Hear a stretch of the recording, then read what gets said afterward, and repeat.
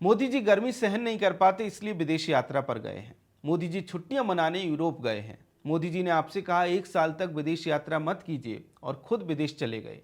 त्याग सिर्फ जनता करेगी और वीआईपी राष्ट्र सेवा विदेश से ही होगी। ऐसा तमाम प्रोपेगेंडा पिछले 2-3 दिन से सोशल मीडिया पर कांग्रेस पार्टी और उसका आईटी सेल चला रहा है। ऐसे में आइए देखते हैं कि पीएम मोदी यूरोप में अपनी छुट्टियां कैसे मना रहे हैं।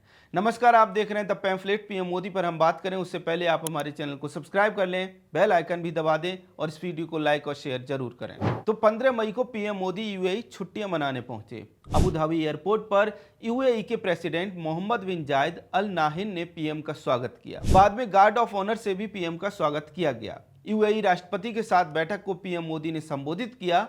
इसके बाद दोनों देशों के बीच बैठक हुई और कई समझौते हुए, जैसे यूएई भारत के लिए 30 million barrel strategic petroleum reserve करेगा। दूसरा समझौता एलपीजी सप्लाई को लेकर हुआ। तीसरा स्ट्रेटेजिक डिफेंस पार्टनरशिप को लेकर।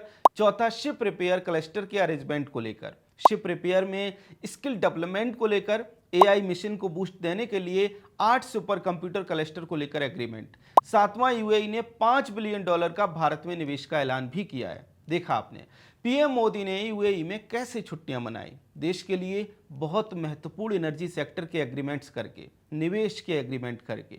इसके बाद पीएम मोदी भारत के समय के अनुसार रात को लगभग 12 बजे एम्स्टर्डम नीदरलैंड में लैंड करते हैं। वहां के इंडियन डायस्पोरा ने जबरदस्त तरीके से पीएम मोदी का स्वागत किया। पीएम मोदी ने हैग में इंडियन डायस्पोरा को संबोधित किया और संबोधन के बाद नीदरलैंड के किंग और क्वीन से ऑफिशियल मुलाकात की। इसके बाद 11वीं शताब्दी के चोला कॉपर प्लेट्स को नीदरलैंड से वापस भारत लाने का उन्होंने अनाउंसमेंट किया और वहां के प्रधानमंत्री से इसको लेकर बातचीत की। आइए देखते हैं कि ये चोला कॉपर प्लेट्स क्या हैं। भारतीय संस्कृति की निरंतरता बनाए रखने के लिए धरोहर को प्रिजर्व करना सबसे जरूरी है। इंडियन हिस्ट्री में पहली बार एक ऐसा प्रधानमंत्री कार्य कर रहा है जिसे इस विषय की डेप्थ और सीरियसनेस की नॉलेज है और जो ये जानता है कि एक्शंस और शब्दों से कैसे दुनिया भर से भारत की टैंजिबल धरोहर को वापस लाना है। The flying deities are returning. वो धरोहर जो इस महान संस्कृति की ही है पर देश से बाहर चली गई थी, उसके कुछ और अंश देश में दोस्तों वापस आ रहे हैं और यही वजह है कि पीएम मोदी ने वो कर दिखाया है जो 300 साल से कोई नहीं कर पाया। नीदरलैंड से भारत वापस आई हैं वो धरोहर जिसमें सिर्फ कॉपर प्लेट्स नहीं, तमिल सिविलाइजेशन का गौरव, चोला साम्राज्य की शक्ति और भारत की समुद्री विरासत लिखी हुई है। सोचिए इन प्लेट्स की एंटिक्विटी की वैल्यू। ये प्लेट्स 1000 साल पुरानी प्लेट्स हैं। 11th सेंचुरी की अनाय मंगलम कॉपर प्लेट्स, जिसे दुनिया लाइटन कॉपर प्लेट्स के नाम से भी जानती है। 21 large copper plates, 3 small copper plates, Tamil और संस्कृत इंस्क्रिप्शंस और उन पर चोला राजवंश की मुहर। ये कोई देखिए आम या नॉर्मल म्यूजियम पीसेस नहीं है मित्रों, ये वो दस्तावेज है, संस्कृति की वो डॉक्यूमेंट्स है जो बताते हैं कि राजा राजा चोला 1 और राजेंद्र चोला 1 के दौर में भारत सिर्फ एक लैंड पावर नहीं था बल्कि भारत एक मैरिटाइम सुपर पावर भी था। इन प्लेट्स में लैंड ग्रांट्स का रिकॉर्ड है, टैक्स अरेंजमेंट्स का रिकॉर्ड है, तमिलनाडु के नागापट्टिनम के चूड़ामणि विहार का मेंशन है और सबसे इंपॉर्टेंट ये प्लेट्स बताती हैं कि चोला एम्पायर का कनेक्शन, उसका विस्तार तमिलनाडु से दक्षिण भारत से साउथ ईस्ट एशिया तक था। ट्रेड था, डिप्लोमेसी थी, धार्मिक जेनरोसिटी थी और एक कॉन्फिडेंट भारत था जो समुद्रों के रास्ते दुनिया से बात करता था। लेकिन फिर क्या हुआ? ये अमूल्य हेरिटेज भारत से बाहर चली गई। बहुत से देशों में 300 साल से ज्यादा समय तक ये प्लेट्स नीदरलैंड्स में रही, लाइडन यूनिवर्सिटी के कलेक्शन में प्रिजर्व रही, सुरक्षित थी लेकिन अपनी भूमि पर नहीं थी। हमारी सभ्यता का रिकॉर्ड, हमारे पुरखों की राज्य व्यवस्था का प्रमाण, हमारे तमिल एंसेस्टर्स की आवाज यूरोप के शेल्फ्स पर बंद पड़ी रही। 16 मई 2026 को इस धरोहर के और अंश और आर्टिफैक्ट्स पीएम मोदी और बहुत से हेरिटेज एक्टिविस्ट के कार्य की वजह से भारत को लौटाए गए हैं। दोस्तों, पीएम मोदी के नीदरलैंड्स विजिट के दौरान एक हिस्टोरिक रेस्टिट्यूशन सेरेमनी में डच अथॉरिटीज और लाइडन यूनिवर्सिटी ने ये 11th सेंचुरी चोला कॉपर प्लेट्स भारत को वापस सौंपी। पीएम मोदी के प्रेजेंस में ये हैंडओवर हुआ।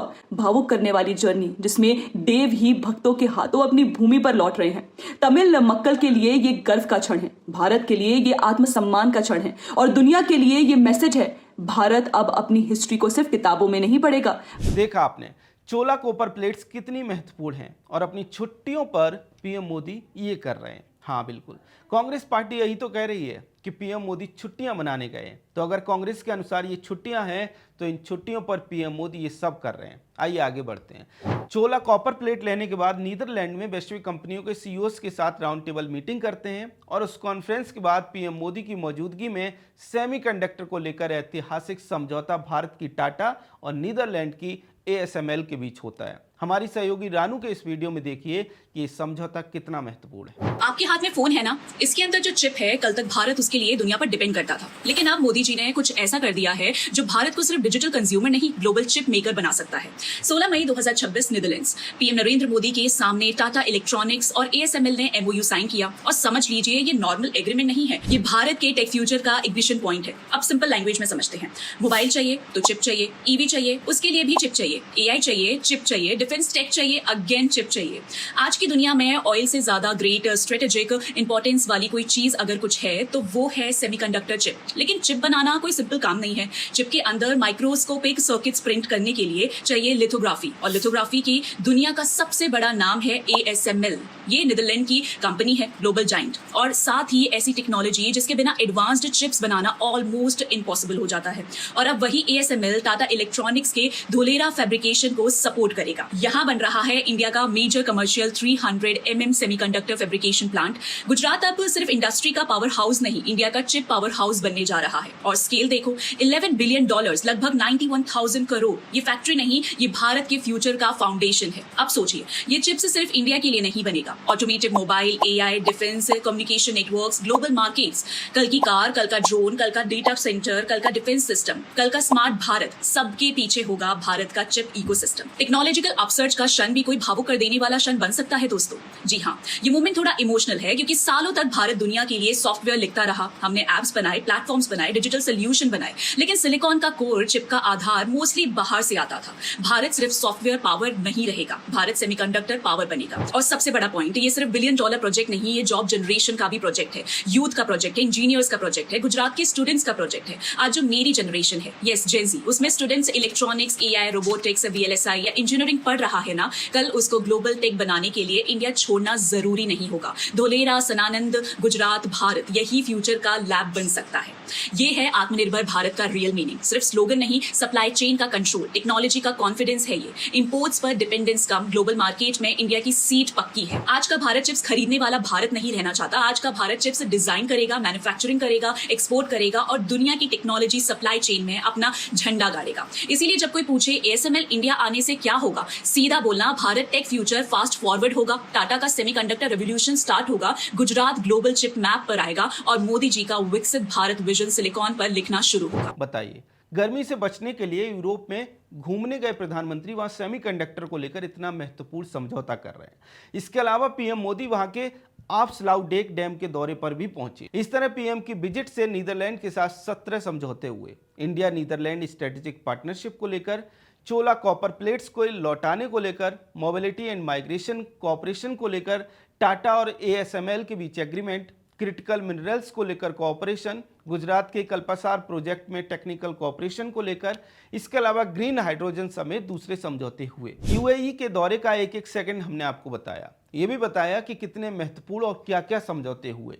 नीदरलैंड में भी पीएम ने क्या क्या किया, क्या क्या समझौते हुए, वो सब हमने आपको बताया। याद रखिए, पीएम मोदी भले ही इतने महत्वपूर्ण एग्रीमेंट वहां कर रहे हैं, लेकिन कांग्रेस के लिए वे गर्मियों की छुट्टियों में यूरोप घूमने गए हैं। तो आइए अब स्वीडन चलते हैं। भारतीय समय के अनुसार शाम को लगभग 6 बजे पीएम मोदी स्वीडन पहुंचे। स्वीडन के प्राइम मिनिस्टर ने एयरपोर्ट पर ही पीएम मोदी का स्वागत किया। इसके अलावा सैकड़ों की संख्या में मौजूद भारतीय समुदाय ने भी प्रधानमंत्री का स्वागत किया। इसके बाद पीएम मोदी की बैठकों का, मीटिंग का, प्रेस कॉन्फ्रेंस का दौर शुरू हुआ। पीएम को स्वीडन के सर्वोच्च सम्मान से सम्मानित किया गया। स्वीडन में भी पीएम मोदी ने CEOs राउंड टेबल को संबोधित किया, CEOs के साथ मीटिंग की और इस तरह से स्वीडन की छुट्टी में पीएम मोदी ने 6 महत्वपूर्ण समझौते किए। इसमें strategic partnership, joint innovation partnership जैसे समझौते भी शामिल हैं। और आगे पीएम मोदी नॉर्वे और इटली में भी इसी तरह के समझौते करने के बाद देश लौट आएंगे। अब सवाल यह है कि ये कैसी छुट्टियां हैं जिसमें नेता देश के पेट्रोलियम रिजर्व के लिए समझौता कर रहा है, निवेश के लिए समझौता कर रहा है, सेमीकंडक्टर के लिए समझौता कर रहा है, CEOs के साथ बैठकें और मीटिंगें कर रहा है। हर एक मिनट सामने है, सब कुछ मीडिया के सामने है, कुछ ना कुछ काम करते हुए हर एक मिनट डॉक्यूमेंटेड है। फिर ये कैसी छुट्टियां हैं? दरअसल कांग्रेस पार्टी को राहुल गांधी की छुट्टियों की ऐसी आदत पड़ गई है कि उसे महत्वपूर्ण विदेशी दौरे भी छुट्टियां लगते हैं। मजे की बात यह है कि राहुल गांधी के सीक्रेट दौरों को, कभी कॉफी की दुकान के दौरों को, कभी सड़कों पर शॉर्ट में घूमते हुए दौरों को, कभी स्कूटी पर घूमते हुए दौरों को कांग्रेस पार्टी बहुत महत्वपूर्ण मानती है। मतलब छुट्टियों को महत्वपूर्ण मानती है। दोस्तों, इससे एक बात साफ है कि कांग्रेस पार्टी देश की जनता को बेवकूफ़ समझती है। उसे लगता है कि जनता तो कुछ जानती ही नहीं, वो जो कुछ प्रोपेगेंडा चलाएंगे लोग उसे मान लेंगे। लेकिन कांग्रेसियों को शायद अब समझ जाना चाहिए कि जनता सब जानती है। इसलिए पीएम मोदी आज भी सत्ता में है और कांग्रेस सत्ता से बाहर है। खैर, कांग्रेस पार्टी पीएम मोदी के दौरे को छुट्टियां बता रही है। इसको लेकर आपका क्या कहना है कमेंट सेक्शन में हमें जरूर बताएं। अगर आपको हमारा कंटेंट पसंद आता है तो हमारे चैनल को सब्सक्राइब भी कर लें। जय हिंद।